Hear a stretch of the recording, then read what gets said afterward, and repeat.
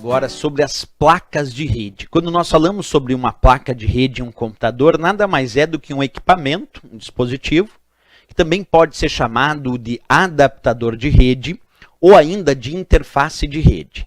Placa de rede, adaptador de rede ou interface de rede, nós estamos falando sobre o mesmo assunto, ok? E qual é a função de uma placa de rede em um computador?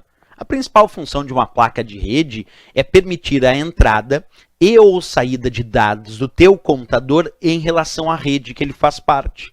Então a grande função de uma placa de rede é essa, exercer a função como se fosse uma portinha de entrada e saída dos dados do teu computador em relação à rede. Por isso ela é tão importante, porque é a placa de rede que acaba controlando a troca de dados entre o teu computador e a rede que ele faz parte, justamente porque ela exerce essa função de porta de entrada e ou saída dos dados do computador deste usuário com a rede que ele está conectado ou com a rede que ele faz parte. Agora, eu quero ver a parte teórica contigo, acompanha a leitura aí na tela. Permite que um computador possa enviar e receber dados através de uma rede. Por isso que pode ser chamada também de adaptador de rede, placa de rede, interface de rede. E nós temos tanto placas de rede, adaptadores ou interfaces de rede para conexões com fio, por exemplo, as famosas placas de rede do padrão Ethernet, como também temos adaptadores de rede ou placas de rede ou interfaces de rede para conexões sem fio, como por exemplo os adaptadores de rede do padrão Wi-Fi. E muitas vezes esses dispositivos, essas placas de rede, não vêm como placas off-board. Muitas vezes elas estão on-board, quer dizer, incorporadas no circuito daquela placa-mãe ou daquele dispositivo. Por isso que muitas vezes tu compra um determinado computador e tu não enxerga visualmente lá uma placa de rede, tu enxerga de repente a porta para conectar o cabo de rede, ou enxerga a antena onde tu vai realizar a transmissão dos dados numa rede sem fio. Isso porque a gente pode ter a ideia de uma placa de rede ser off-board, ficar aparente, ser um adaptador de rede, muitas vezes até USB que também fica off-board, mas às vezes nós temos on-board incorporado no circuito da placa-mãe, e às vezes a gente nem enxerga que tem ali de fato um adaptador, uma interface de rede, seja ela com fio ou sem fio.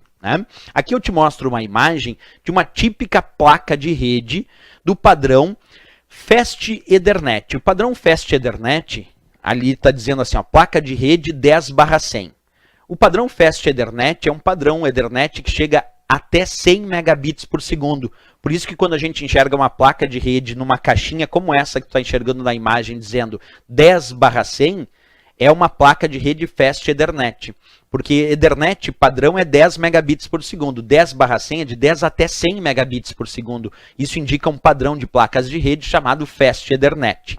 E ali nós temos então um exemplo de uma placa de rede de 100 Mbps. Aí lembra, M é mega, B minúsculo é bit e o PS é por segundo. Então essa é uma placa de rede capaz de transferir dados da ordem de 100 megabits por segundo. 100 megabits por segundo, quer dizer, ela tem capacidade de transferir dados até 100 milhões de bits por segundo, aproximadamente a ideia aí dessa placa de rede. Aqui ampliei um pouquinho melhor, porque aí tu pode visualizar bem essa caixinha dessa placa de rede do padrão Fast Ethernet, que é um dos padrões. Agora tem placas de rede no padrão Wi-Fi, tem placa de rede no padrão Ethernet, Fast Ethernet, Gigabit Ethernet. Tem várias placas de rede aí, cada uma respeitando o seu padrão, que vai indicar velocidade de acesso, vai indicar se é uma placa de rede para conexão com fio ou uma placa de rede para conexão sem fio. Mas a ideia das placas de rede é sempre a mesma. É ser um dispositivo que funciona como a porta